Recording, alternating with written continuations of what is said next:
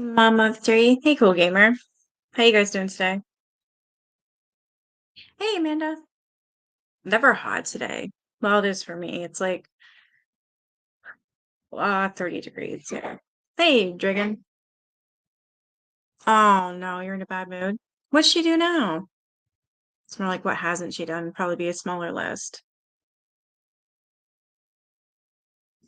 The fact that I can make a video every single day about KJ speaks volumes. You know what I mean? She's that bad and does that much twisted shit that I literally can make a video about her every day. You know, it's not something I want to do. I really would love to move away from KJ, but I feel like I can't because there's way too many people that are getting hurt, and way too many people that I thought I seen that. Yeah, she was making fun. Oh my God.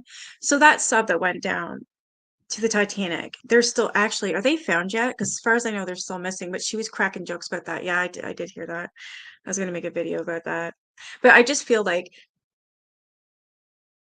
I'm one of those channels that people actually do watch, and I've been getting more subscribers.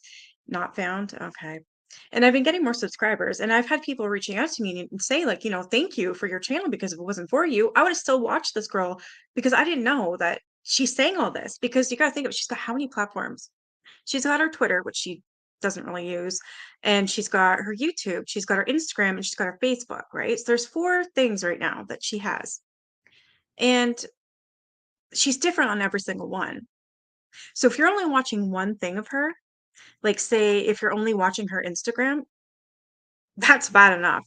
So I don't know how anybody would want to follow her after that. But if say if you're only watching her YouTube and you don't know about Instagram or Facebook or what she posts on Instagram or anything like that, it's good to have, I don't know, like a well-rounded out, how do I say this? Like show everything. Just show everything. That way everybody knows what to look forward to, what they're getting into. And mostly what I'm noticing now, what people are saying, even to me, are saying, I was watching her on YouTube and I lasted 2 weeks. Yeah. Another one said that they lasted 3 days. Hey, Deb. And I'm like, this is good. This is good. Instead of months of supporting KJ and instead of months of, you know, attacking other creators and saying, you lie, you're jealous of KJ. Trust me, ain't no one ever, ever jealous of KJ. Hey, Wandering Spirit, what are you sorry for?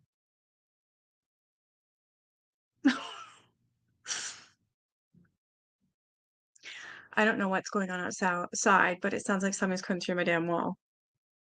It's freaking me out. I know what it is. Somebody's dragging my basketball net.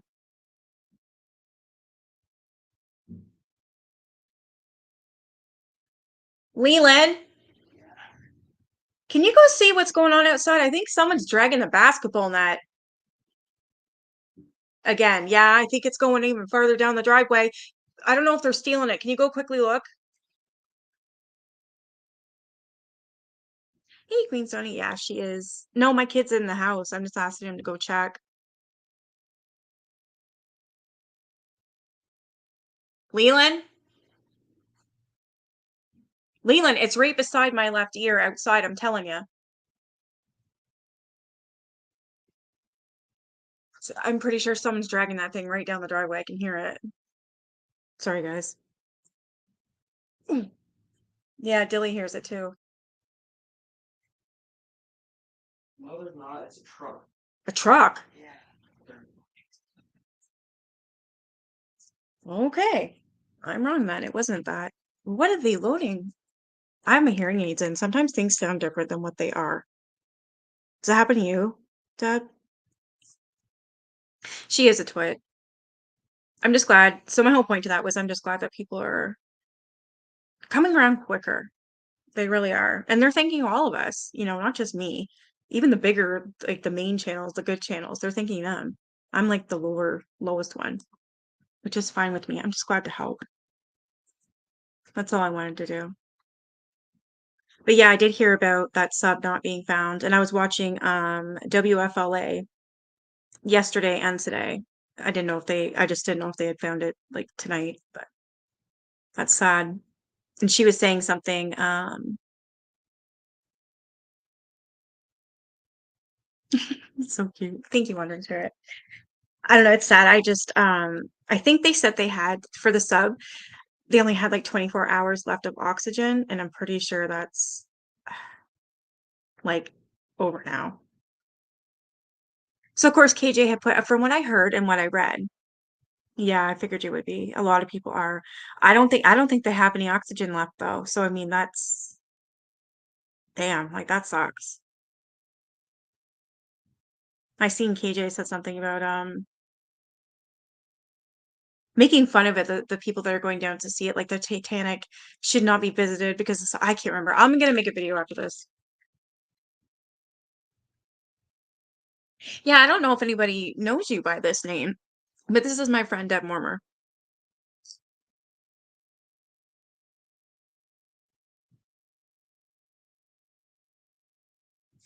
All right, I'm gonna read this. I said I do it on Wednesdays, and I really do like really want to do it on Wednesdays, but there's always something. But at least I'm doing it on Thursdays at least. All right, I'm gonna start on this.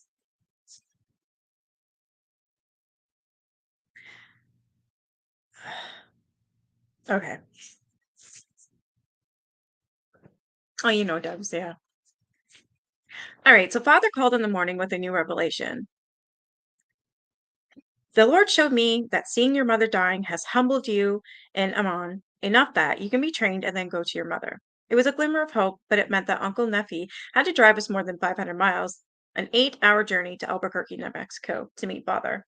It wasn't lost on me that even as Mother was so close to death, Father didn't feel it was important for him to be with her.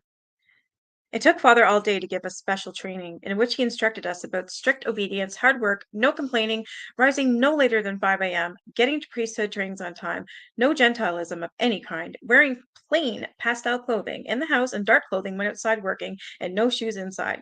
He told us the Lord wanted a temple built in Texas. Bullshit. Father had his covenant to do all the good things, to keep the land of refuge a secret and a sacred place. Finally, we were deemed worthy. Yeah, nice sacred place. Like, hey, Brenda.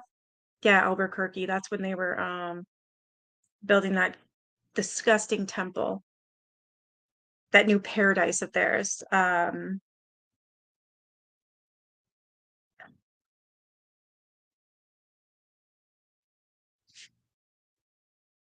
we arrived in El Dorado, after another day-long drive, I was surprised that Father had chosen such a barren desert to be a sacred land of refuge for our people.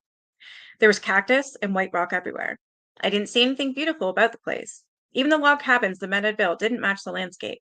The land was codenamed R17, Refuge 17, since it was 17 hours from Short Creek.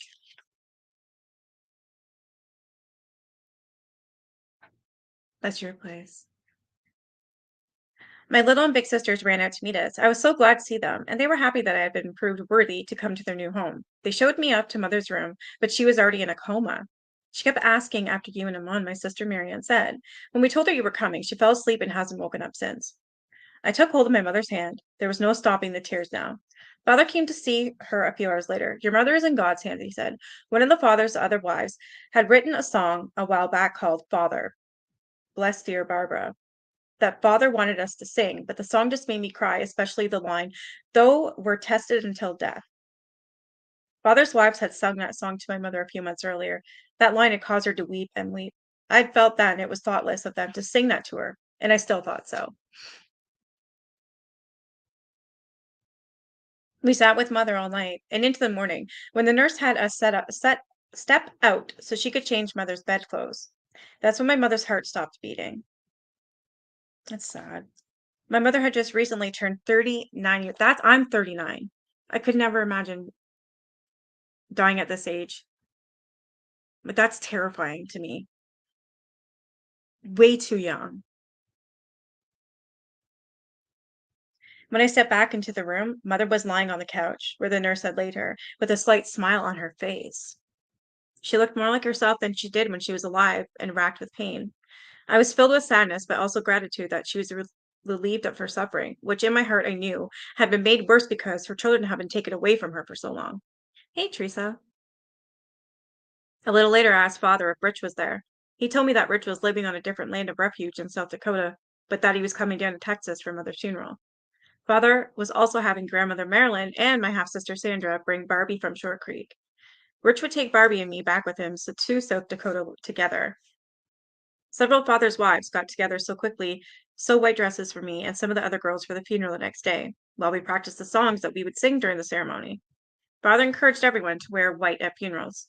That afternoon, Rich arrived. I was so glad to see him after these months apart, and I think he was twice as happy to see me, especially since I've been going back with him. Father's family gave us Mother's room to stay in, but I couldn't stand to be there. Everything in it was a reminder that she was gone. Even with all the hustle and bustle getting things ready for the funeral, I noticed that my sister Josephine was missing and went looking for her. She was 13, Mother's fifth child. I thought about how I struggled at that age and how especially devastating losing our mother must be for her. I found her curled up asleep on the floor of the closet, her face red from crying, the tear tracks still damp on her face, and her thumb in her mouth. She hadn't sucked her thumb in years. Josie, I knelt down and took her in my arms. She opened her eyes a little, then quickly closed them as though she were trying to hold back tears. I hope you know that I love you and I'm always here for you. It is very hot, Mama 3. It's 30 degrees here. Yeah. Josie kept weeping and sucking her thumb, obviously desperate for whatever comfort she could get. My heart broke for her and all of Mother's younger children, having to grow up without her. And the reality was, I would be living far away from them, too. I wouldn't be able to be there for them, no matter how much I wanted to be. Little Amber just turned 3. Joseph and Jacob were 5 and 7. How would they fend for themselves without a mother? Even with so many mothers, no one can replace one's own mother. I'm sorry, Brenda. That's way too young.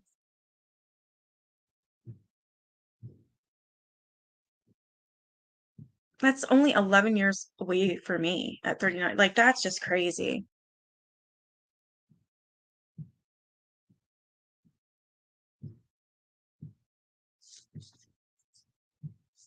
Father told me to go with Mother Annette and my sister Melanie to the mortuary to help dress Mother. That would be hard.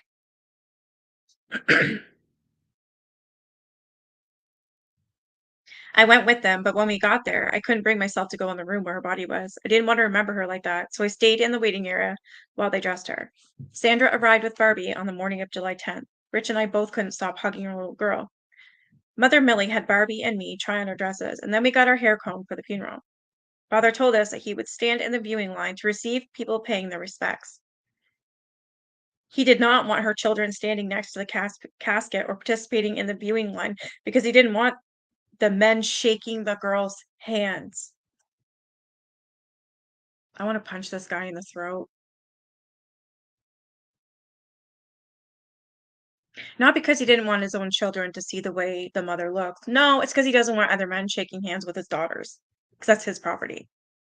The fuck?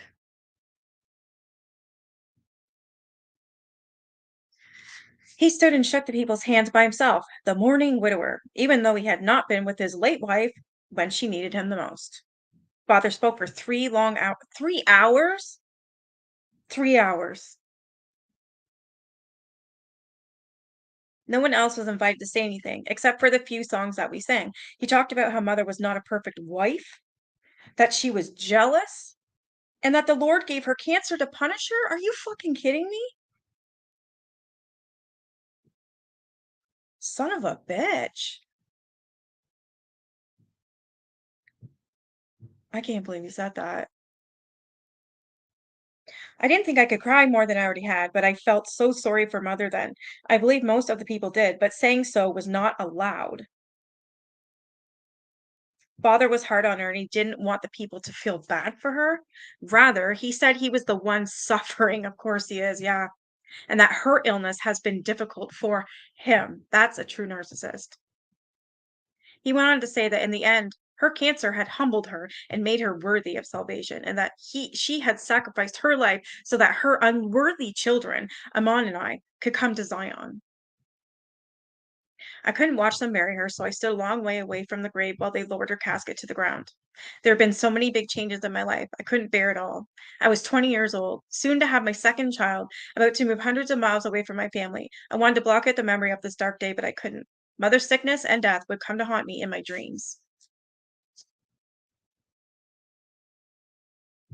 Now we're on chapter 11, and this one is titled, Do You Have Cows? Okay.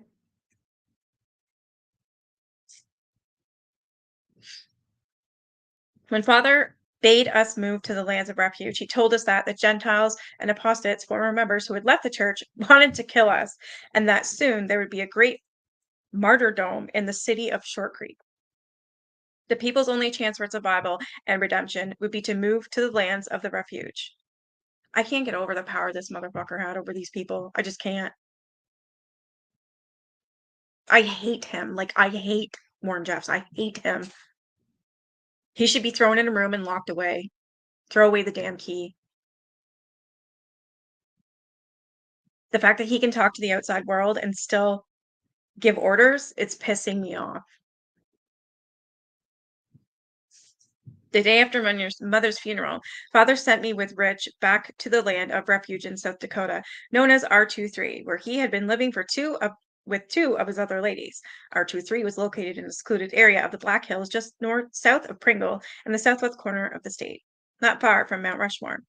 With only 3 FLDS families living there, I wondered where Father would have me give birth. No one there had any midwifery experience, and this baby would be coming along in a few weeks. Yeah, he does, Una, that's why I'm so angry about. He does have power. He's still giving orders, even from prison. He's still allowed to talk to people on the outside. I don't understand this. He's in prison for a damn reason. Space Moon Planets. Oh, that is so cool. I love Legos. I do realize they know nothing different. So I have some compassion for these, especially the women. I really do. But for Warren Jeffs, I hate him. I really do.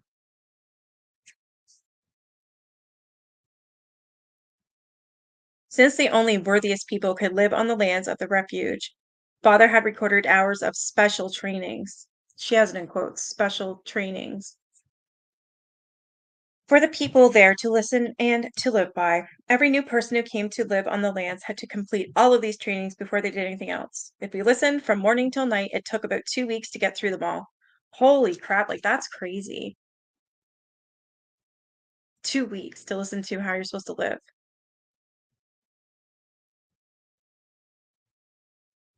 If anyone so much as fell asleep while listening, that person could be sent away. My God, there were many new rules to learn. My God, here's the rules. Clothing. All clothing had to be made by your own hands. None could be purchased from Gentiles. Dresses had to have shirt colors. Dresses had to be made of light pastel colors because God delights in pastels.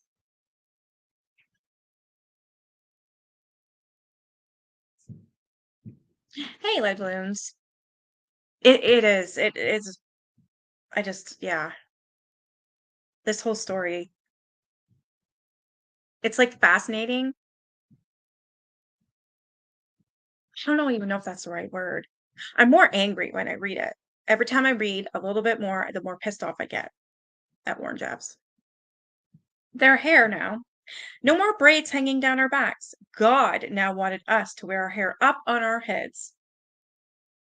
A woman's hair was considered sacred and was to be used for sacred ordinances with her husband in the temple, so its length could not be revealed.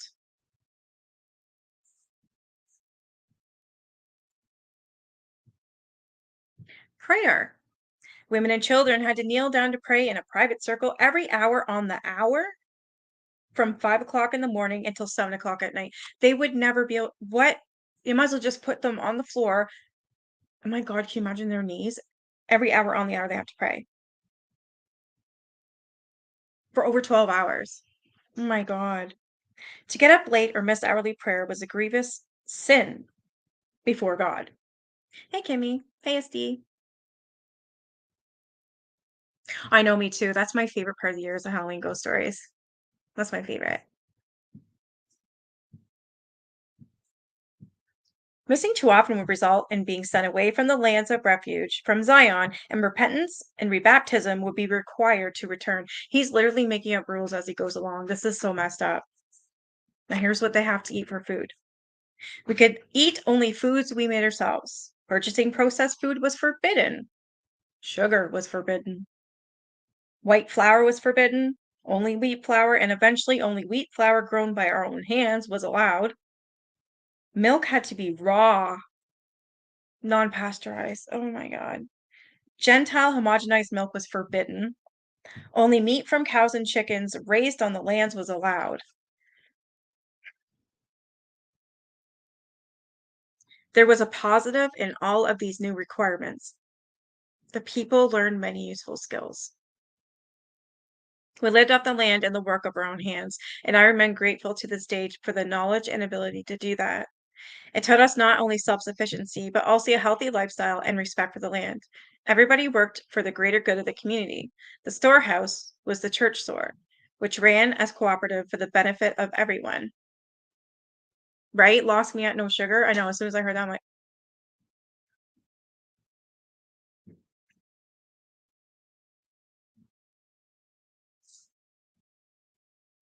members' labors for the church not only stocked the shelves, but earned us the privilege of getting what we needed. The ladies all learned how to sew every kind of clothing for the storehouse. Jeans, they were allowed to wear jeans. Must be for the men. Yeah, obviously. Dresses, underwear, briefs, leggings, and bras, which we were required to call support articles because the word bra was considered evil.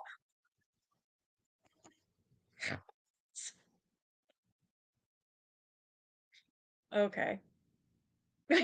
You got, hey, ladies, do you got your support articles on? This is insane.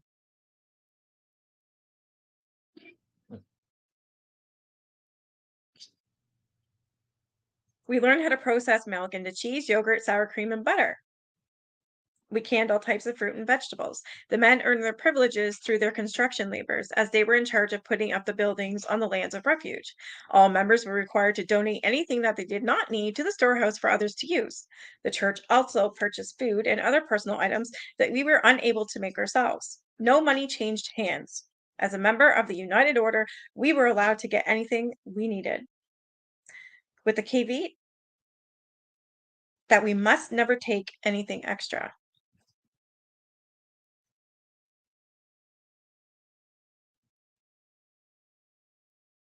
The bra over the boulder shoulder holder.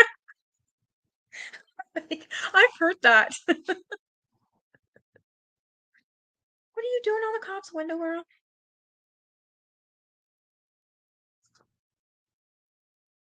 Oh my god.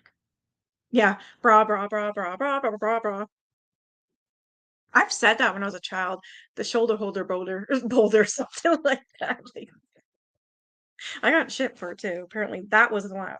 The bra was. Support articles. Whatever.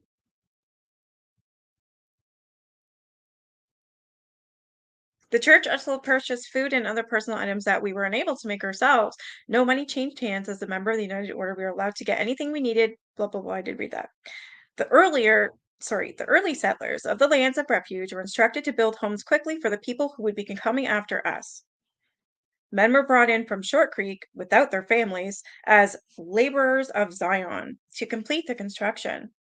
There were strict deadlines for each building, and if the men did not meet them, the punishment was severe. Some men lost their families forever as a result of missing these days. Could you imagine? You don't get the house up on time, so you never get to see your family again. And the dumb idiots agree to that and never see their families again. What the hell? Oh my god, Dragon. Duh. Oh my god. Oh, you're funny.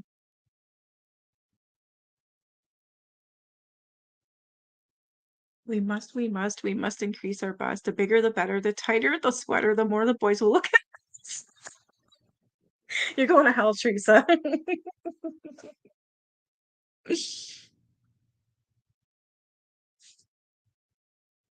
The men were given just 14 days to build one house with 14 bedrooms and 12 bathrooms and enormous living areas. It took 60 men working 22 hours a day to meet the deadline and keep their families and salvation. That means you slept for 2 hours. Well, you would, I don't even think you'd sleep. How? You have to eat, right? So if you're working for 22 hours a day, you've got 2 hours to eat and sleep. I thought I saw on American Greed that Jeffs were in trouble for food stamps. I wonder if we'll find that out in this book. I did that. It made my, am I not Chris? I never heard that one, Teresa. The women were forbidden to help with construction work. Our job was to take care of the gardens and the cooking and the cleaning. We were forbidden to spend time with or even near the laborers. Two, they slept in trailers or in their trucks. Some were allowed to stay in a room in one of the houses where no women lived. A few older ladies on the land were in charge of preparing meals for the crew. Okay, so that just answered my question. So the women would bring them meals and then what? They sleep for an hour? Or you wolf it down in 20 minutes and then sleep? Wow. I was in the Black Hills only 2 weeks when father told Rich to take me back to Texas to stay with father's family until my baby was born. I can only assume he had the same thought as I did about there being no midwife on the lands in South Dakota. You're working with rebels. They're gonna 5150 you. We do need laughter in our life, absolutely. It was another very long ride for a very pregnant woman, but I was so glad to see my little sisters again. Amber wrapped her little arms around my legs and yelled with great excitement, "Hi, Rachel, hi. I love you," I said quietly in her ear, my heart aching for this motherless girl. When I went inside, it hit me all over again that mother was gone and that I would never find refuge or solace in her room again. I was overwhelmed with a sense of loneliness. Mother now invited me to stay in her room with her, but she had 11 children. Holy, many of whom were still young, making her room a hot spot of wild children coming and going at all hours. It was already hard to get any rest because I was so uncomfortable when I lay down, and the added constant noise made it nearly impossible to nap or sleep throughout the night. One morning, I walked into the dining room and found father flirting with several young girls that I recognized from my class when I had taught third grade. They could have been more than they couldn't even have been more than 13 or 14 years old. Holy crap. "What are those girls doing here?" I asked Angela. She laughed. "They're married to father." "What?" "No way." I watched as father hugged and kissed them, essentially showing off his new little brides to the family. I know what you're going through, I thought. He tricks you into thinking it is God's will. When I couldn't stand to watch this scene any longer, I went down the hall to Angela's room. She came to join me a few minutes later. "What's wrong?" Angela said. "I'm a little surprised father married such young girls. I didn't dare to say too much. Talking against the prophet was unforgivable. So our conversation pretty much stopped right there." Sick bastard. One of those girls. I was watching Keep Sweet and Obey, and one of those little girls is actually, well, he's in the temple and he is R-ing her. She's 13 or 12. This one was 12. Little redhead girl. And he fucking video or he recorded it. I didn't know I was gonna hear that or see that. It was rough. Your grandmother had 11 children, but it was in a cult. I find, hey, Kimberly, I find that yeah, my grandmother only had 4, but there was like on my, it is a baby, yeah. There's I know of people that their moms have had like way back when that they've had like 14 children. Yeah. Over the next weeks, father spent most of his time in his room as waves of mothers went in and out in groups.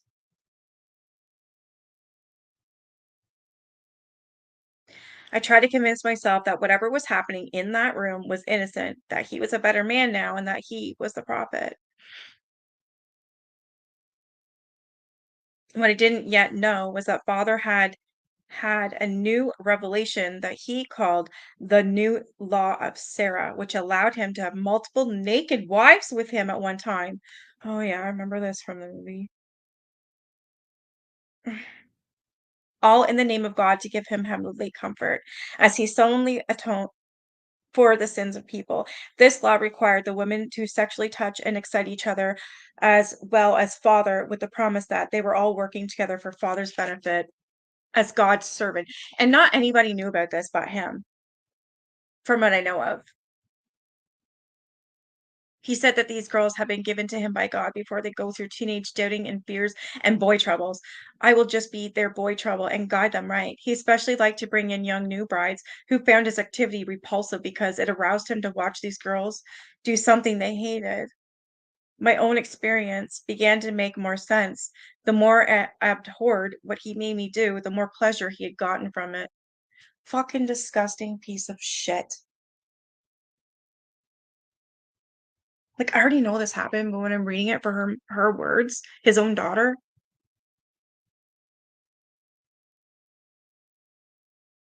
78. Holy cow.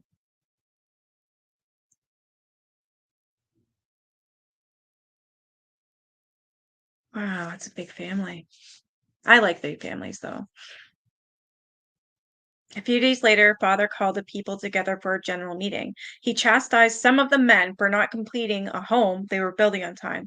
As a result, he said he would now have to atone for the people so that God might forgive them.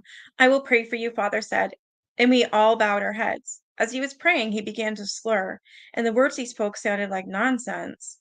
I opened my eyes and saw he was shaking violently, and then he slowly fell to the ground unconscious. Okay, this part's even more disgusting. Because I remember watching Keep Sweet and Obey, and he was trying this whole thing where he would go into this bullshit trance and he'd throw himself all over the place, and then he'd be the only way he could get out of it is have all these little girls naked in his room while he's getting a blowjob and stuff. I'm not even kidding. That's the thing. Here's the book that his own daughter wrote about him. There's movies and shows and everything of evidence, and this son of a bitch barely even got any charges.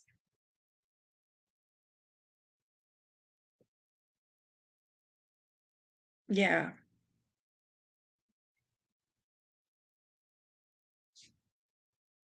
What an excellent actor, she says. But the people in the room bought the act. Women were crying and the men were speechless. I had an urge to laugh, but I knew if I did, I would surely be damned. Father's wife, Naomi, stood up. Leave, everyone leave. The people filed out of the meeting house as quickly as possible. How could we bring this upon our prophet? We have truly sinned, I heard someone say. The women were still crying. Unbelievable. I get that you grow up and, well, I don't get it, I guess. Like, we know better. We know right from wrong. We know what's clearly not right and what's against the law and yada, yada, yada. But to seriously believe all this stuff, I guess when you're programmed that this is real life, you don't know any better, right? So hard to read without not wanting to reach in this book and beat the shit out of him. I don't know, cut his genitals off, stick him on a pole, light him on fire. Yeah, I agree. Let's chop it off. Yeah.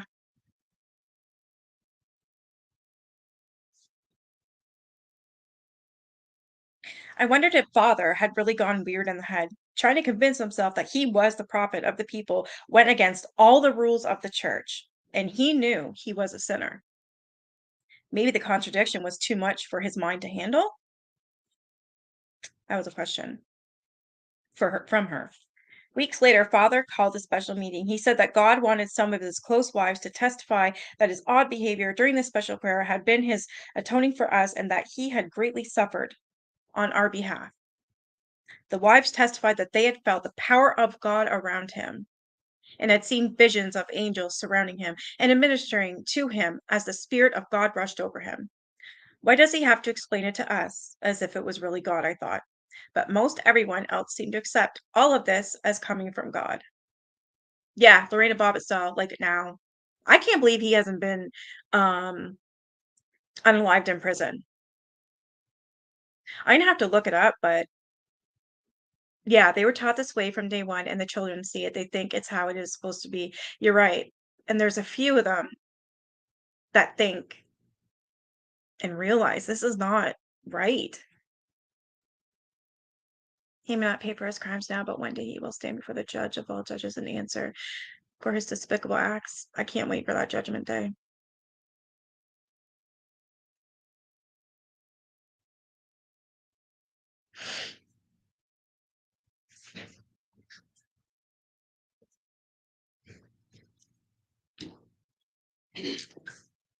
I lied. We'll go over. Pardon? I lied. I will go over. Alright. Excuse you.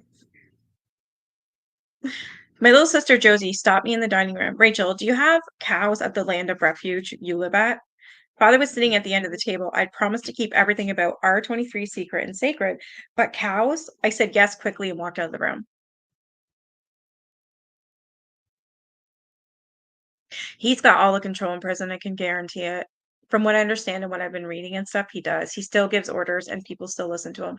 The cult's not as big as it used to be, but it's still there.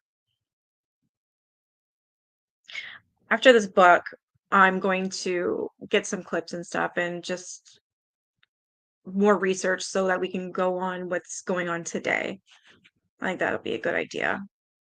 Maybe have like an open panel and see what everybody else has to say. Oh, I am gonna have a woman join me in a few weeks, and she actually her family, her whole family, as well as herself, she had left at 2, but was in the IBLP. Yes, he did, Kimberly. He's still doing it to this day. So this woman is going to join me on panel, and she's going to tell her story of the FLDS, the IBLP, excuse me, and her experience and what her family's experienced, like her grandmother and her mother and stuff like that. Her aunts, especially her aunts. Um, she's been talking to me every day. It's fascinating what she's been telling me. And then, so yeah, I think that would be great having her on. I think it would be amazing because she's actually someone who's been in the IBLP, and we're getting an understanding of someone who's actually been there and her family's been there. Like she's going to get the stories from her own mother and stuff like that. So I think that this will be really good to talk about after we're done this book, or maybe even during. It's whenever she's ready. I don't want to say her name. I don't think she cares, but I don't want to say her name just in case. Yeah, I think it'll be a really good idea. Thank you, Teresa. Yeah, I think it'll be awesome. I'm sure you guys, well, on my videos, you can see her commenting that she wants to do this. So you'll figure it out who it is. I'll just ask her and see if I'm allowed to say who it is. I'm pretty sure I'm allowed, but I just want to make sure.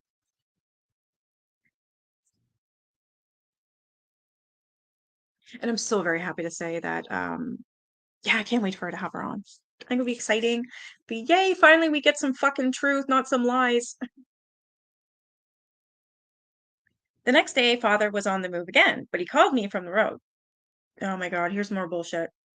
The Lord showed me that you have been talking about the land where you live to your sisters and my family at R17. The Lord calls upon you to repent.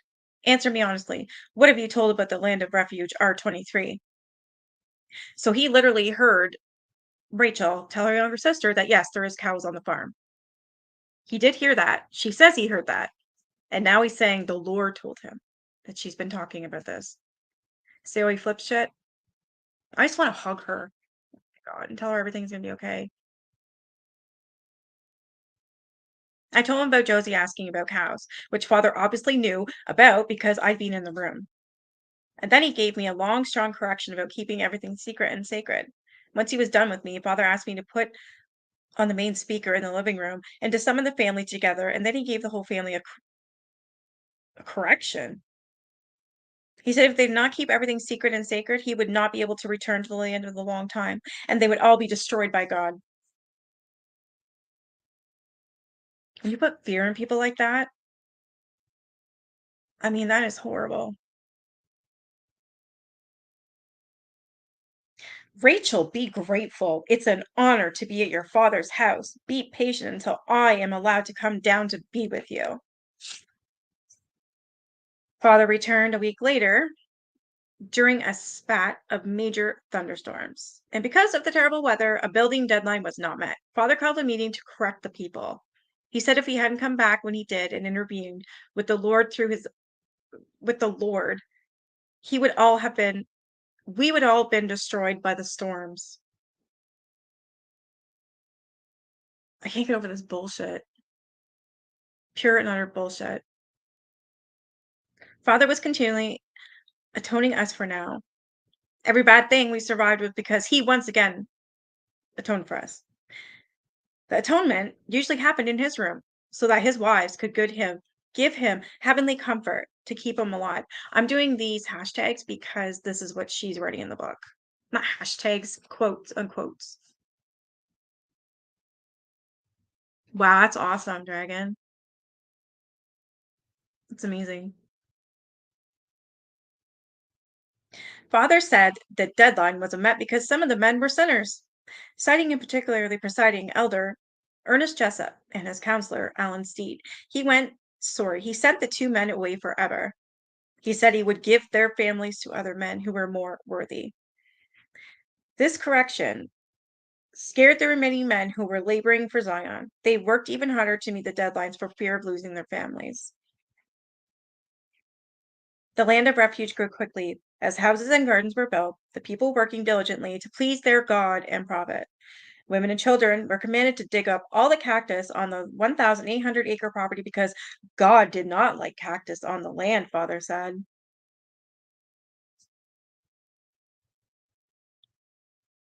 Since I was hugely pregnant, I didn't participate, but I watched as the women worked, pulling up cactus after cactus and throwing them into mountains of prickly green corpses, only to find more growing in their place a few days later. Eventually, they managed to remove all the cactus plants from the property. Isn't God the one that, made the world? He's the one that has he would have made the cactus, allowed it to grow. This is all God's will, our earth, right? And everything on it. So how is God all of a sudden against cactuses now? Doesn't even make sense. Yeah. He would have sex with one or two women while all the other little girls that are 12 to 13 stood around him naked, touching each other like, fuck. I don't know how he's not unalived in prison. I'm surprised. I don't know how nobody's got to him.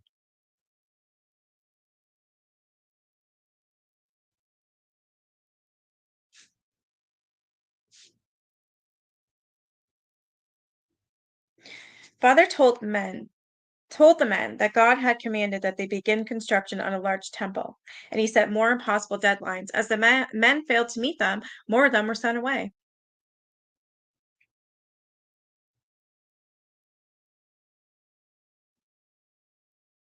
Did you really? That must have been amazing, Brenda. No worry, Mom of Six. No worries at all. So the reason so Warren's making excuses because he wants all the men to leave. He wants all the wives. He's that disgusting that he literally wants everyone's wives. He wants to bang them all.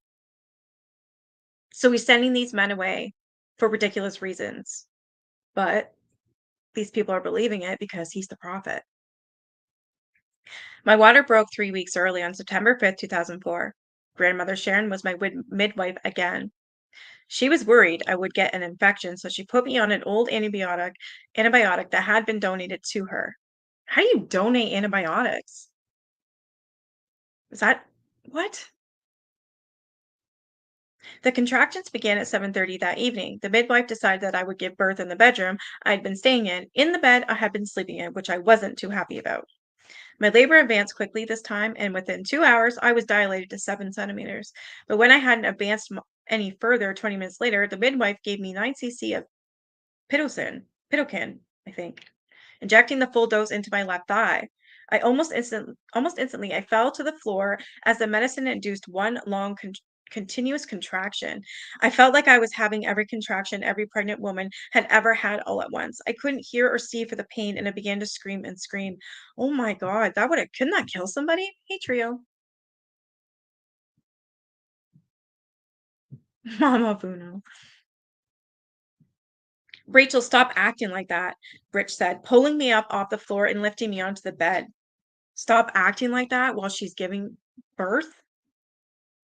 Yes, Warren Jeffs is the father of this girl on the screen, Rachel Jeffs. That's his daughter.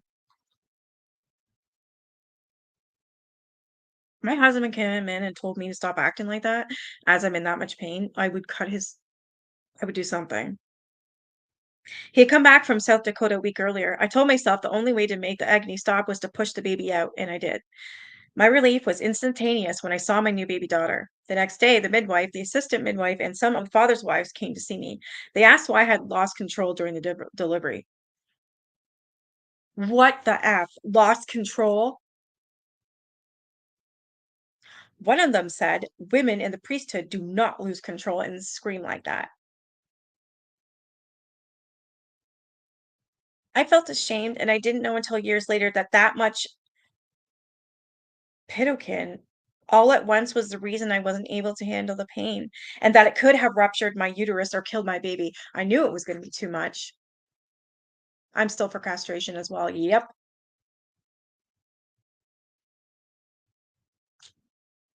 So with her getting that big drug, that drug into her leg at once to bring on the contractions even more, it could have killed her and the baby. Holy shit. Now we're on chapter 12. This one is called Get 'em out. This one's called Land of Refuge. So Zion.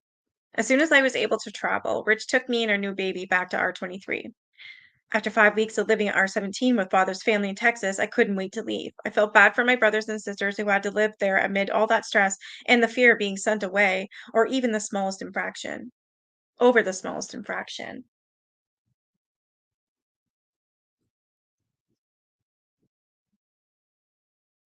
But distance hardly took us out from under father's thumb. Oh my God, when he named my second daughter Martha, I said to Rich, I wish so much that we could name our own babies. Father gives them ugly grandmotherly names. Rich's mother's name was Fox.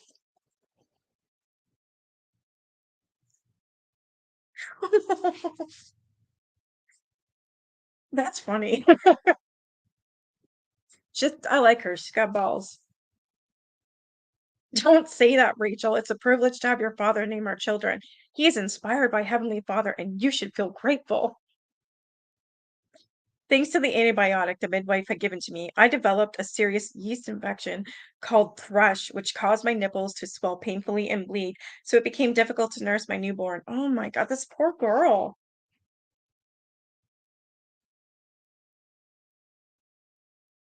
Medical intervention wasn't an option since we were supposed to keep ourselves hidden from the outside world. And father said doctors were reserved for life and death situations only. And even then, as he proved my mother's illness, he will not allow it. Instead, we were to pray to God for healing. She's lucky she didn't die. You love the name Maud or Maribel?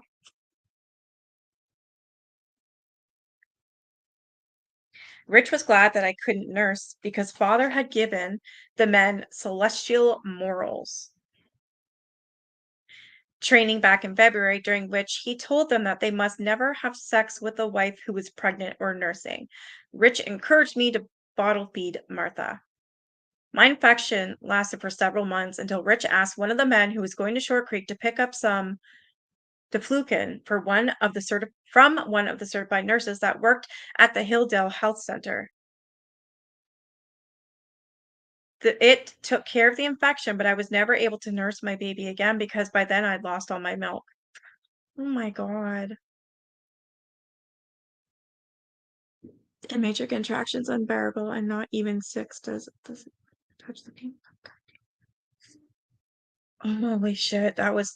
I had a C-section. I've had Braxton Hicks, but I know from other women and just reading articles and stuff, that's not even close to what you ladies would feel. That was horrible. I'm sorry. I've heard that too. It felt like they were being ripped open. My sister said the same thing when she had hers. You too, Kimberly?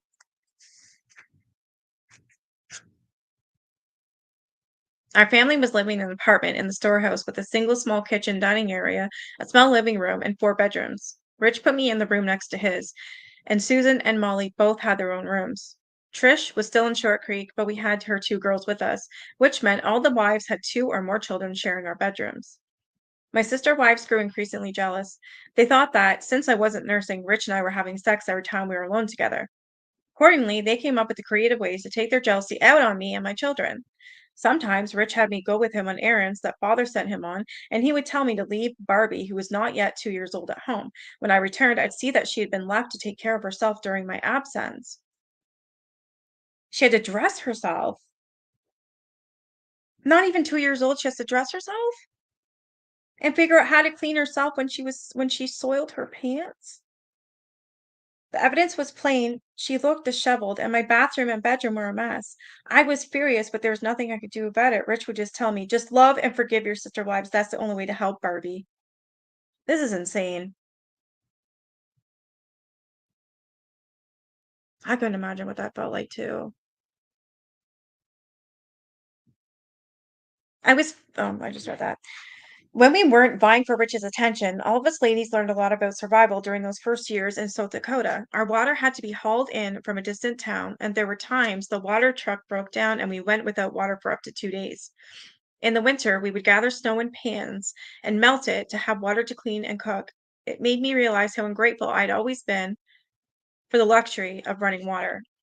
The four of us spent a lot of time sewing clothing for our family. At first, everything looked pretty terrible and amateurish, but eventually we learned to sew fast and well. We even had some fun while we did it, as long as Rich wasn't around to make everyone jealous. Rich was in charge of the storehouse. He had me manage the inventory records and the accounting. I taught myself how to use QuickBooks to keep track of everything. Rich also assigned me to the greenhouse where I planted seeds and raised the starter plants of fruits, flowers, and vegetables for our garden. I didn't know much about it, but I learned through trial and error and from whatever books I could find on the subject. My sister wife Molly milked the cows and tended the chickens. She often took the children with her to help with feedings and other chores with the animals, which they really enjoyed. That turned out to be a blessing because in early 2005, Father sent us a revelation that the Lord did not want the children to have any toys of any kind. Major cat fight, yeah, major. I would have beat the crap out of all those women. Sorry, but I would have. He said that God considered dolls a mockery of his image and an idol. Bikes, skates, games, anything fun or entertaining was deemed of the devil. Wow. Rich instructed us to burn the toys we had, making the children all put their own toys in the fire barrel. That is disgusting.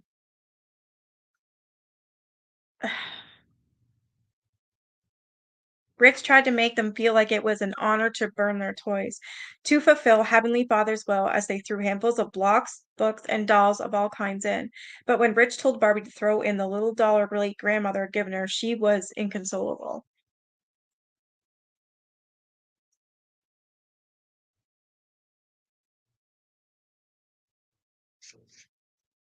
I wanted to take her in my arms and comfort her, but Rich was right there, encouraging her that she was doing the will of Heavenly Father.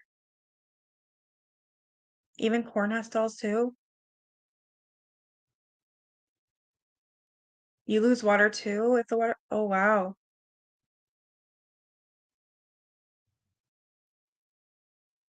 Father next sent word that any music that we had not composed ourselves was forbidden and must be burned. Yeah, this Warren Jeffs guy, he ended up going like crazy. He took away everything and anything from them. He wasn't even following his own rules.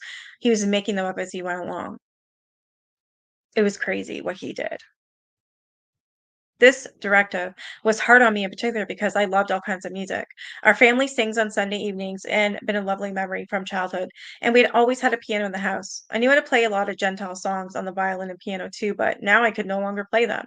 It took me several months to bring myself to burn my music. In fact, I secretly kept some of my favorite recordings and sheet music, but I never played them for fear someone would tell on me if they heard.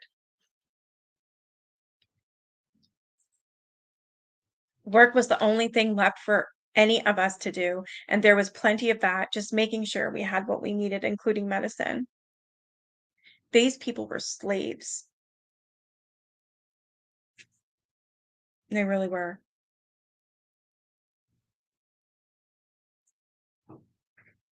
We grew all the herbs we could in South Dakota climate. When the children got sick, we made them herbal teas and figured out natural medicines to heal them. One day, I had left my daughters with my sister Melanie, who was now living there, while I went to a general meeting. Melanie burst into the room in the middle of the meeting, carrying a wailing Martha. My sister had fallen asleep while little Martha was jumping on the bed. She had jumped clear off the bed and landed on a space heater, and her foot got stuck. Oh, shit. Melanie woke up when she heard Martha's screams. I grabbed my daughter and ran to the bathroom to put her foot under cold water. I watched the skin fall off her little ankle and the bottom of her foot. Yeah, a sadist for sure. Melanie felt terrible and helped me to tend to Martha. I made an herbal poultice for her ankle and foot, changing it every 5 hours. Luckily, Martha was walking again in 2 days and her burns healed so well, there was very little scarring. Although she permanently lost the feeling in some spots because the nerve endings were burned so badly. Holy crap. I don't know. I don't wanna be rude, but I don't know how you'd fall asleep with someone jumping on a bed. You can clearly hear that if you're right there. That poor kid. That actually happened to my son. He wasn't even what was he? I think he was a year old. He was crawling. And he was with his dad's side of the family, his aunt in particular, and, she left him wandering around the floor in her room and wasn't paying attention, and she had her fucking straightening iron on. He, of course, grabbed it, fell on his foot, and it stayed there for a really long time. I almost killed her. I'm serious, like, oh my god.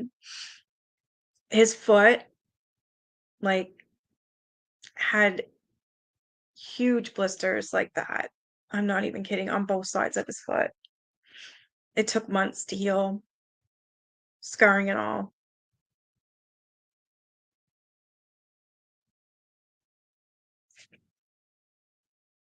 Most women in the church started out with another baby when their youngest was around a year old.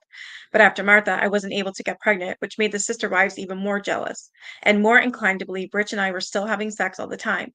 We weren't. I grew desperate to get pregnant, if only because I didn't like everyone being mad at me. The wives were still angry and all angry at Rich too, and he began to spend less and less time with me to appease it. Yeah, it was painful. Oh my God, screaming bloody murder. They didn't even like call me or anything until like he was out of the hospital. I was fucking pissed.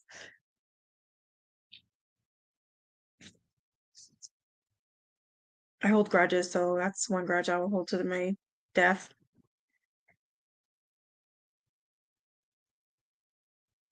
Baby Martha was a happy and laughing child, which earned her the favor of everyone who spent time with her. Rich adored her and doted on her, but that made her a target for the other ladies. Rich had me make the cheese for the storehouse every day from the milk we got from our cows, and he didn't let me bring my girls with me, which meant I had to leave them at home. Like, F that. I would be bringing my kids with me. When you were little, your brother put that hot. Oh, I hate burns. I don't even know if you can see it. I have one there from the oven. Yeah, I can't even put my, I don't know. It's hard to see. Oh, it's right there. I didn't even show my arm right. And that's just from reaching the oven. That sucked. My sister advised to put Martha down for a nap at 10 a.m. or earlier inside my dark closet with the door closed.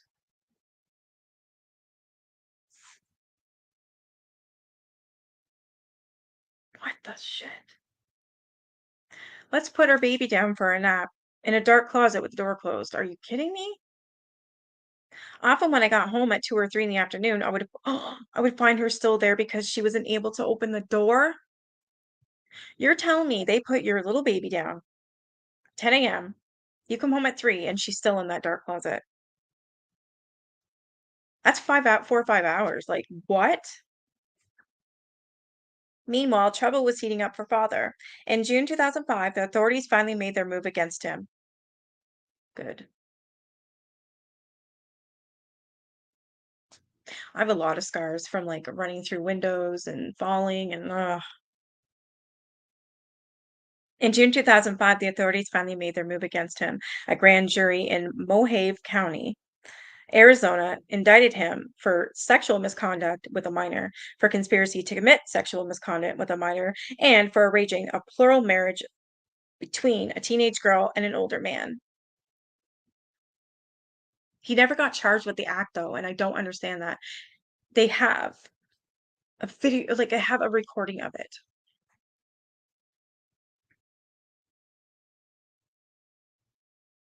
Oh wait, I guess that would be conspiracy. No, it wouldn't be to commit sexual misconduct. That same month, federal prosecutors charged him with unlawful flight to avoid prosecution. The Utah Attorney General asked a judge to freeze the church's assets, which amounted to more than 100 million. For years, the church had owned and operated a number of construction machining, and other commercial businesses that had brought in enormous sums of money that were used to fund the purchase and building of the various lands of refuge and other church properties. In July, Utah and Arizona got together to jointly announce a $10,000 reward for the information leading to father's arrest. I can't remember. I read it. I think she was, I don't know, she was 12. I think she was 12 when this started. Yeah. It was when she first started going through puberty.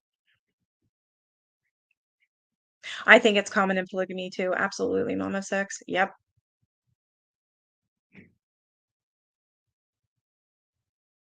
Rich married his fifth wife, Gloria, in December 2005. Gloria, chosen for Rich by father, had just turned 16 when she arrived in South Dakota.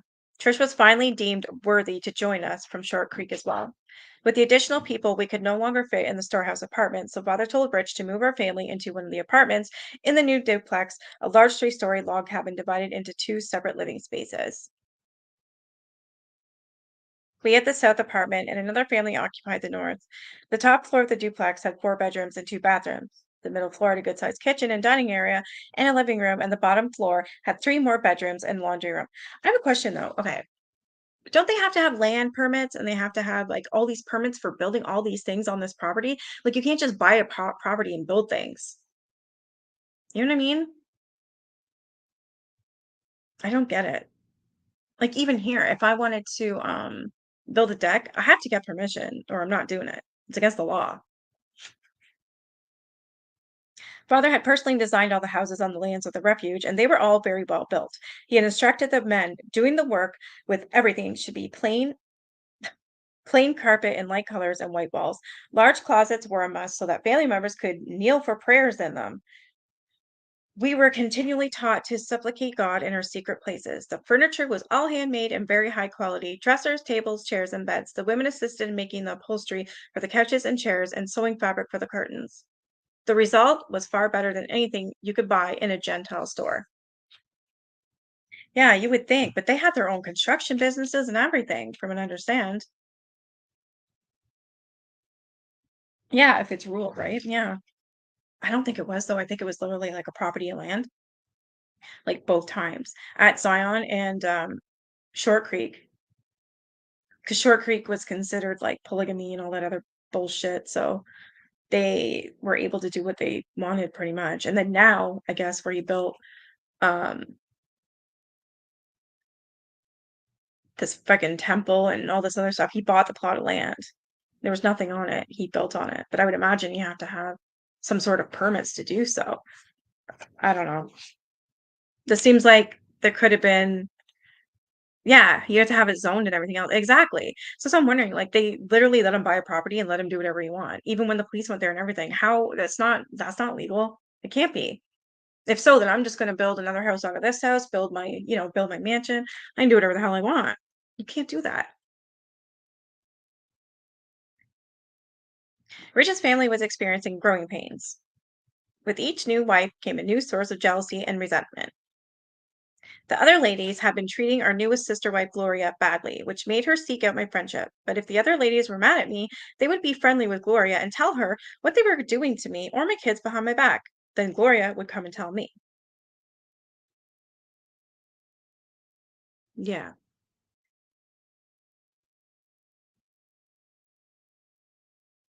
I like in the country, you can build buildings without a permit, but not houses. Wonder what year this is. 2005. No, don't be sorry. I'm trying to understand it too. Well, why would you like building like sheds and stuff like that, you mean? Like a garage, a shed, but you can't build houses? So weird. It's got dark in here all of a sudden.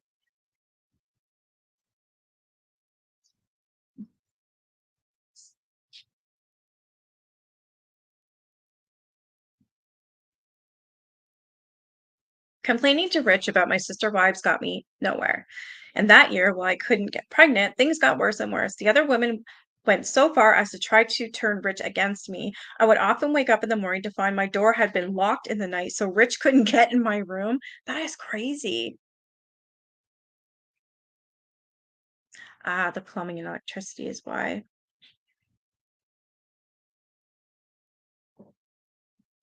They're locking her in a room. Like her husband's got no balls.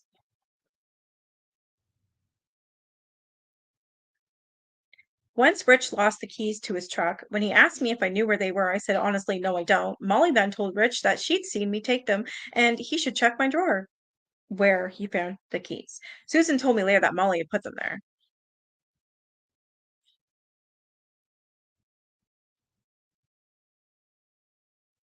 Oh, houses have to have permit, but not buildings. Oh, okay. When I finally did get pregnant, I miscarried. Oh, that's so sad. I asked Rich to come talk to me in my room so I could tell him what happened. I will have to sneak through your window so that the ladies don't know I'm talking to you.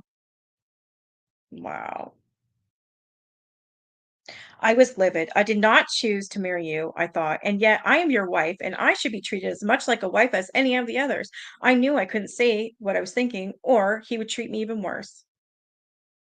Father came to visit us in South Dakota in May 2006. Around the same time, the U.S. Attorney General charged him with unlawful flight, and the FBI added him to its 10 most wanted list, offering a reward of $100,000 for information leading to his capture.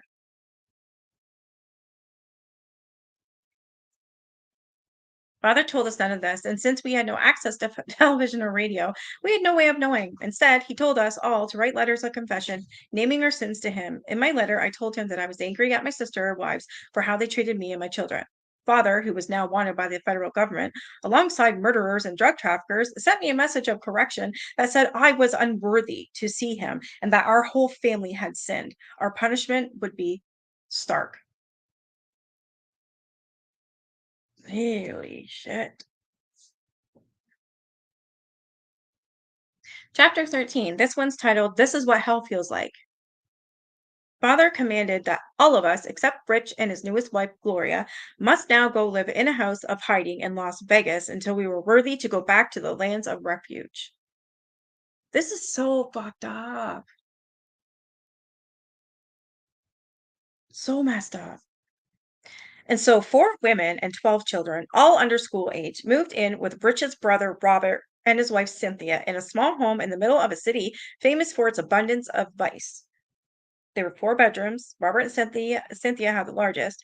The rest of us shared the other 3. In the name of making us wives get along, Rich put Molly and me with my girls in one room, Susan and Trish in another room with the boys, and all the other girls in the third. The yard was even smaller than the house, but it didn't really matter because we had been told to stay inside and out of sight. In our church dresses, we would stand out, and Father insisted that no one could know where we were there. It seemed odd that Father would have us live in what he considered the wickedest city in the world, but I know that he believed no one would find us there, as though anyone was looking. One exception to our seclusion came on the 4th of July. I will say one thing for Las Vegas. They know how to put on a fireworks show. There was a big park behind our house, and that night, not long after we arrived, we stood in the backyard and watched an amazing display. It was the first time the children had seen fireworks at all, and they were concurrently terrified and in awe. Some of them cried in fear, but most of them thoroughly enjoyed it, exclaiming their oohs and ahs simultaneously. I'm surprised that wasn't against their religion to watch the fireworks. I'm surprised that he even allowed, well, father must not have known. Day to day, we were all crammed into that small space with nothing to do besides prepare meals and clean. There was no toys or books for the children. We had no garden or animals to tend. We sister wives hated one another and were forced into closer proximity than ever. There was nowhere to escape to. The only peaceful place was the bathroom, but only for a moment because it was never long before a child was banging on the door. Eventually, Robert got us some fabric so we could sew, but the children still had nothing but their little imaginations, which they exercised creatively in games of make believe. We weren't supposed to let them do that, but we mothers agreed that they needed to have something to occupy their time. They can't even do make believe?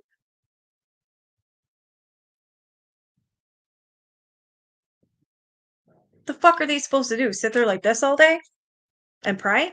Literally 24/7? This is sick. So they turned pillows into dolls. Dolls are forbidden though. Wow. Dressing them in babies' clothes and pretending they were their own babies, and they made houses out of couch cushions or rode the cushions like they were horses. Whatever they wanted to use, we let them. Dishes, tables, chairs, rags, you name it. Molly made some wooden blocks for them too, and they also tried their tiny hands at cooking and sewing to stay busy. In time, we got a printer, and we printed pictures for the children to color and made our own books for them as well. I hate to see what happens when father finds out because, wow, they're not allowed to do that.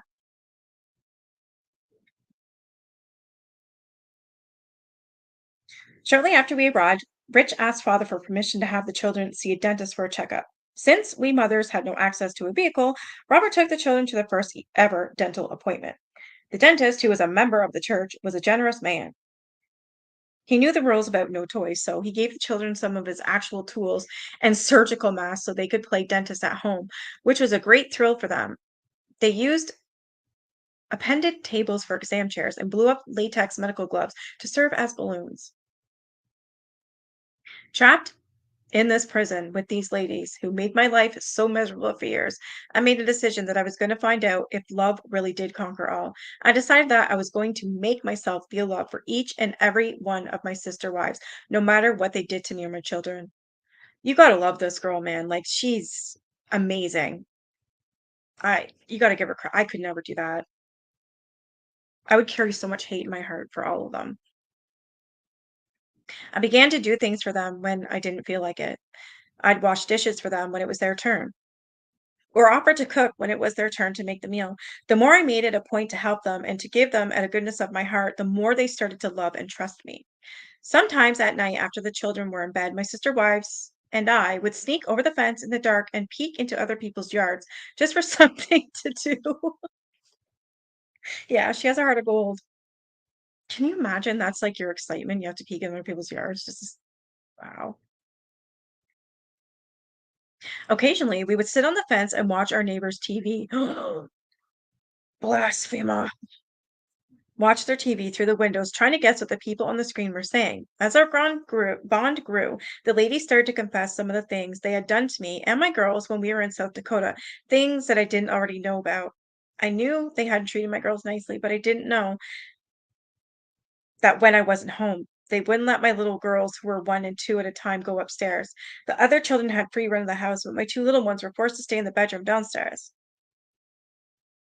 My girls received harsh spankings, and the other children were allowed to be mean to them. The ladies admitted to going through the garbage in my bathroom to see if I was on my period or had taken a pregnancy test to determine if I was having sex with Rich. They even looked for bloody evidence that I had really miscarried. This is disgusting. Hey, Mousy, that is insane. I would have beat the shit out of all of them. I'm sorry, I would have. Not sorry. We had just one phone between us, and usually one wife would keep it in case Rich called. The only person we could talk to on it was Rich, and depending on which wife had the phone when he called, he would struggle to convince her to let him speak to me. I got used to going long periods without speaking with him. I made a conscious decision that it wasn't going to be a big deal to me if I talked to him or not. Of course, I wanted his love, but if he wanted affection from me, he would have to work for it. Good girl.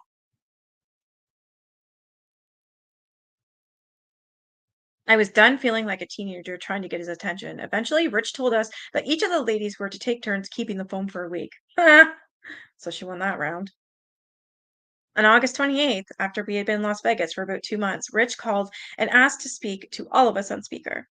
Four of us went into the room Trish and Susan shared, so we could hear him away from the noise of all the children. Uncle Warren has been arrested, Rich said. Good. Hey, Aesops. Yeah, I'm alive. For a moment, it was like the vacuum that comes right after an enormous explosion and sucks up all the air.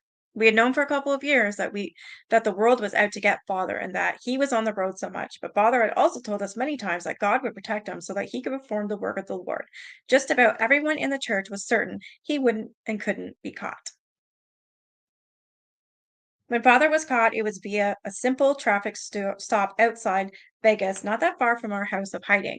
A trooper from the Nevada Department of Public Safety pulled over the SUV he was riding for having paper license plates instead of proper metal ones. In the car with him were Uncle Isaac, who was driving, and Mother Naomi. Father was in the back seat. At first, Father lied about who he was, but the trooper Eddie Dutchover recognized Father from his wanted poster, and Father was taken to the Clark County Detention Center and held without bail pending extradition to either Arizona or Utah. The cops let Isaac and Naomi go. Naomi should have never been let free. Hell no. You ladies must pray for the prophet's deliverance, Rich said. Father had taught the people that if the prophet was persecuted, it proved that ours was the true church. The world didn't like our religion, but then the world was wicked. The state of Utah had changed the age of consent for marriage specifically so that they could put Father in prison. Whatever. We were told not just by Father, but by the people around him. That was how he rallied the people to help him when he was on the run and how he kept the people faithful after he was put in jail. But I knew better. Now he will be punished for his sins, I thought. I knew he hadn't been arrested because of what he'd done to me, but it still seemed like God was punishing him for it. And yet I felt a little bit sorry for him that he was in jail. And then it hit me. With Father locked up, we were never going to get to Las Vegas. You have a good night, Deb. The church came to a standstill. The people were used to being told what to do in every aspect of their lives, and money would do nothing until Father gave instructions. I prayed, even though my faith in my Father as God's servant on earth had wavered. I prayed to God as my personal friend. It was comforting to my soul, and I believed that somehow, some way, God would cause Father to communicate to Rich and tell him to get his family out of this house of hiding. Even if Father had done wrong, and even if Father didn't really talk to God or receive his word, I believe God could at least make Father want to send me back to South Dakota. Rich wasn't going to do anything until Father told him to. However, that was clear. I yearned for a time when the children could run around out in the sunshine again, or feel rain on their faces, or see a rainbow in the sky, or watch a bug crawl through the grass. It was unhealthy for them to be stuck inside that little house all day. Every once in a while, one or two of the children would sneak out into the yard, but Robert or Cynthia would inevitably hear them through the window and yell at them to come back inside. That fall, Rich asked his brother David to allow me to use his Glavinova piano, which because Rich wanted me to learn to compose my own music for the family. He knew if we were stuck in a house with a dozen bored preschoolers. I was so grateful to have something to do that I enjoyed. Learning to compose, that was challenging, but it's fun to make up songs and teach them to the children. Sorry, I'm messing up my words because my throat's gotten sore. So let's see how long this chapter is. Okay, I'll read this chapter, then I'll stop. My Rich's birthday in January, I had a full program of songs for the children to sing for him, which I recorded and sent to him. As winter came and flu season arrived, the children got sick often, and so did the adults. In such tight quarters, we passed around the same bugs over and over. Oh, I feel bad. I don't mean to laugh, but it's like that's hell what they're living in. We figured out natural home remedies to see us through. Onions, garlic, and citrus fruit were essential. It crossed my mind that Father had more freedom in actual prison than we did in this prison he'd put us in.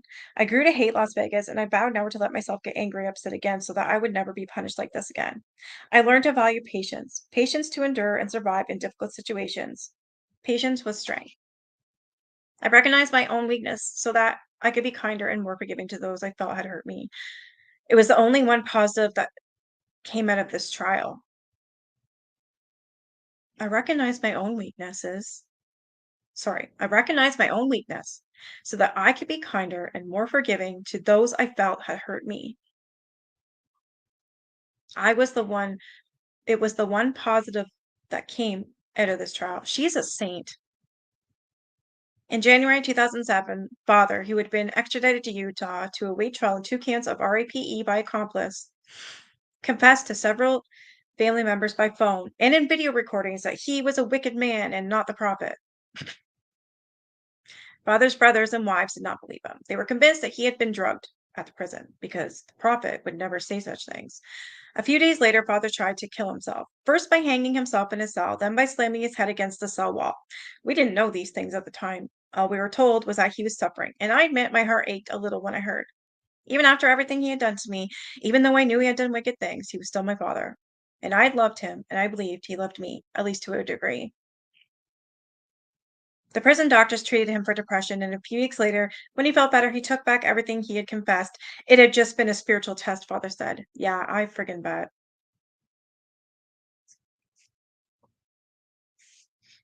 Uncle Nephi managed father's communication with members of the family, arranging phone calls and visits at the prison.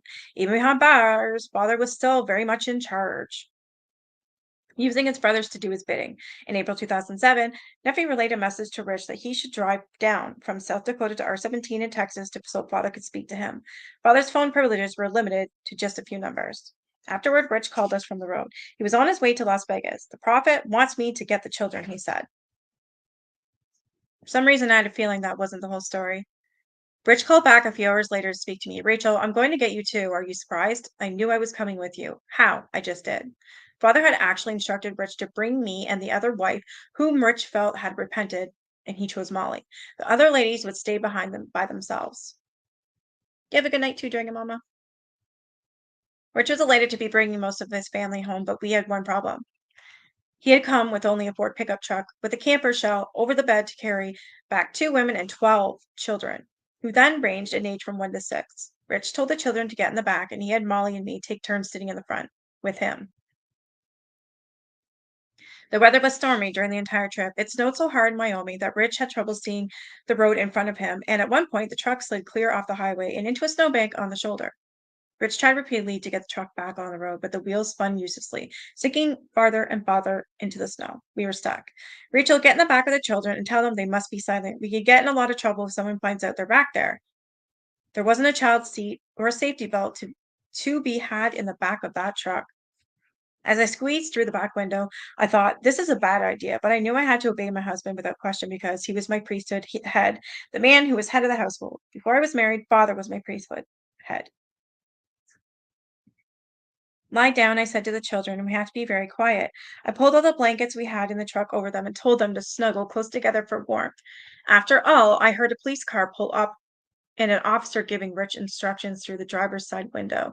The children shivered silently, half with cold and half with fear of being discovered. 20 minutes later, my muscles began to cramp from the cold. I tried to gather the children even closer. Some of them needed to use the bathroom, and most of them were now shivering violently. I didn't know how much longer we were able to keep this up. It took Rich and the policeman more than an hour to get the truck out of the snow.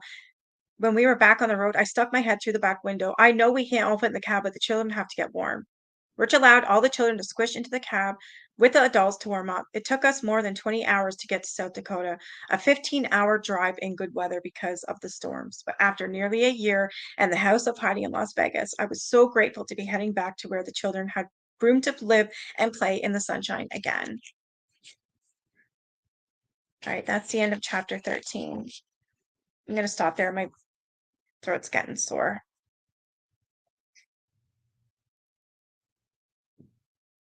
So for you guys that are new in here, I'm going to be having a guest speaker on, and she was in the IVLP. She was removed when she was 2 years old, so she doesn't really have, that much of a memory, but her family does, and her family have stories, and she's willing to come on panel and tell them. Oh, you're welcome, Balloons. So she plans on coming on and telling us hers and her family story. So I thought that would be really great to do after the book or even during the book. We could probably spend a couple lives doing that. So I'm sure she's got lots of photos and oh, you're welcome, Mama Three. I know she's got lots of photographs. She sent me some, and it's just the way they dress is so odd. It's like, yeah, so I figured it would be pretty neat just to see it from a perspective of someone that I hate to say is not lying, but I'm referring to KJ when I do that. I know that's why I'm bringing it up, ASAP's because I'm like, I'm gonna let you know that in a couple of weeks and stuff. Yeah, she'll be up on panel with me. I think I'm gonna ask her because I think that maybe whoever else comes in, the chat, maybe they have experience and maybe they have questions. I'm gonna allow them to come on panel too. I'm sure she's fine with that as well. I just don't want to say who she is because I'm pretty sure I'm allowed to. I just don't want to just in case. Like maybe not out who it is just yet, and then yeah. I think it'll be a good thing. We can learn from her. She's awesome. She's really cool. She's funny too. She's a badass. She's got tattoos. It's like her FU to the IBLP. I love it. She dresses how she wants. She works in the real world.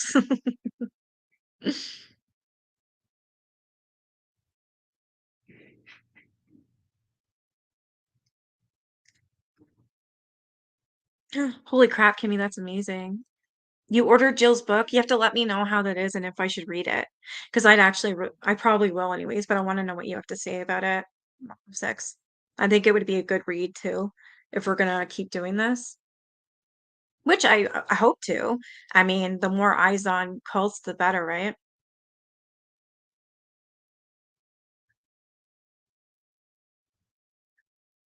I think it'll be a good read.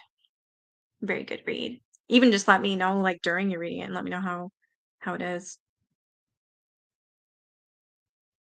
Like, I would've hated growing up as Jill, the whole family, especially with Josh and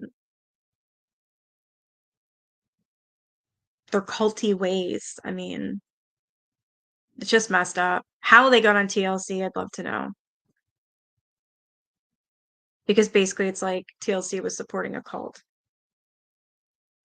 And same with Sister Wives, the polygamy thing. I mean, I get it from like an interesting standpoint. People want to know, people want to see. I don't know. I can deal with polygamy more than I can deal with cults. Those are just something else. They're not true Christians, yeah. Yeah, the money is gonna go to Jill, right? I would imagine. I hope so, or I'm not getting it. I won't buy it. If Jim Bob has anything to do with it, I'm not buying it.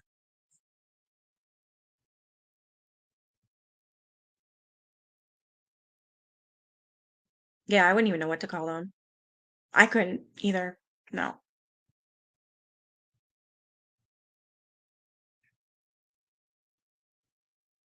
It's just scary, like, reading the book about Rachel, Warren Jeff's daughter, and then watching Keep Sweet. Oh my God. It does go to Jill? Good. Okay. I think we should all buy it, support her. Or you don't even have to buy it. I can, I'll get it and I'll read it. I think it'd be a very good read. I'd love to hear her perspective on things. I'd love to hear how she grew up. I'd love to hear, what's actually true from false and how she's doing today.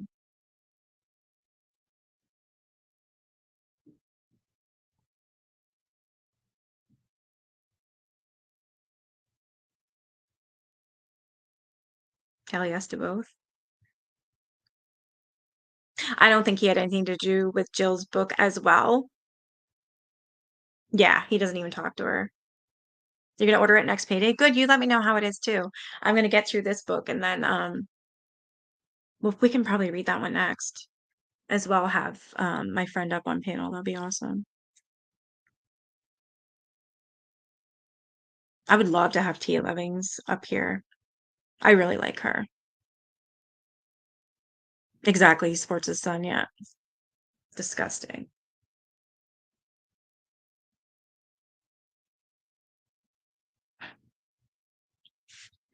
All right, I'm gonna head out, guys, unless you have any questions.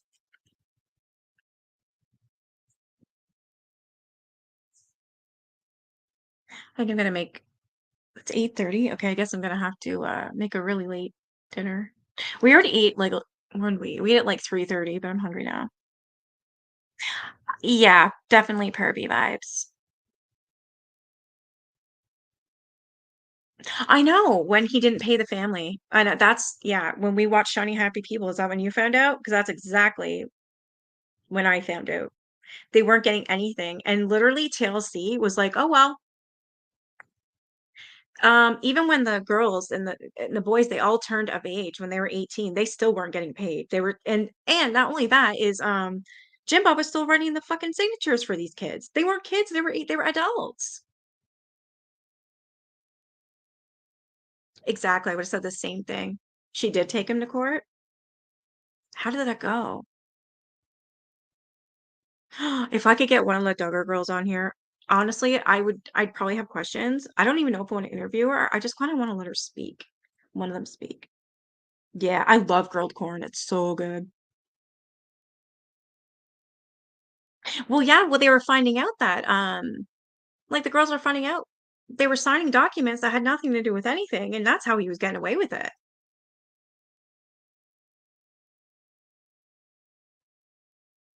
He had a softball game and I really want a burger. Have you guys ever had like barbecue corn? Like you soak them in their husks all day, right? And then you grill them on the barbecue. The smell is amazing. The taste is amazing. Okay, yeah, I do remember that. Hey, Heavenly Cow. Oh no, I'm getting off here too. Hope you're doing okay. Hope you're good. How's your doggy? Yeah, it would have been, yeah, it equated to minimum wage. I remember them saying that. It's very good. I love grilled corn. Even the smell is just, oh, amazing.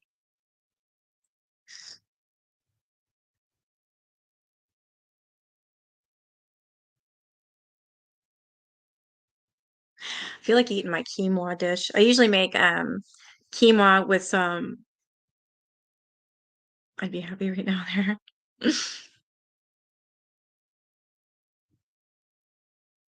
Please do. That'd be nice, Kimmy. Sorry I haven't been in touch with you. Just I got really sick with the stupid virus again. And then my grandmother passed. It was I had a rough couple months here. Oh yeah, my quinoa dish. I wanted to say that I don't know if you guys ever had anything like this, but it's so good. So I'll cook my quinoa like how it's supposed to, and then I cook up some chicken breast. I get a can of stewed tomatoes, and I mix all that together with a bunch of cheese, even some onion if you like, and then just mix all that up with spices, salt, and whatnot, and then I put more cheese on top and bake it in the oven. It's so good. Thank you. It was a huge surprise. She went in for a bad knee and she never came out. I still don't understand it. I don't think I ever will.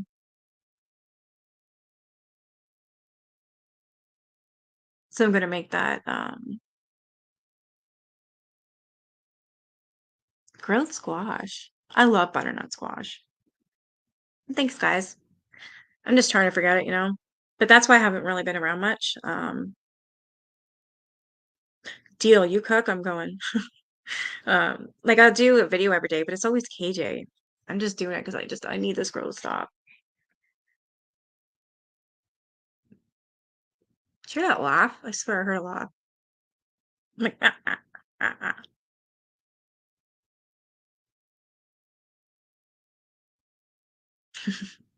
All right, I'm gonna get off. I'm gonna go make my quinoa dish. You guys have a great night. I'll be back on Wednesday. I'm hoping to come back sooner. I need to do more lives. And I have some books to finish, and also there's some alien stuff going on. Yeah, no, the KJ break. I need one too.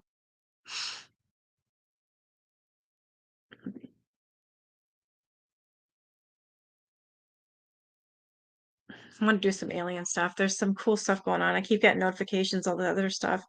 Yeah, I know I do. More lives. So I might do an alien live really quickly. Not really quickly, but really, really soon. Yeah.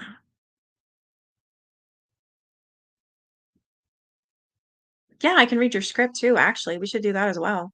I think we should. You're in for the aliens? Yeah. Yeah, because I don't know, I would just keep getting all these notifications from like Reddit. She probably is an alien. Oh, thank you, Aesop's.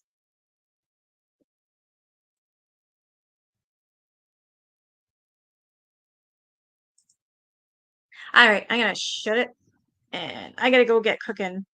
I'm hungry. I'm always hungry.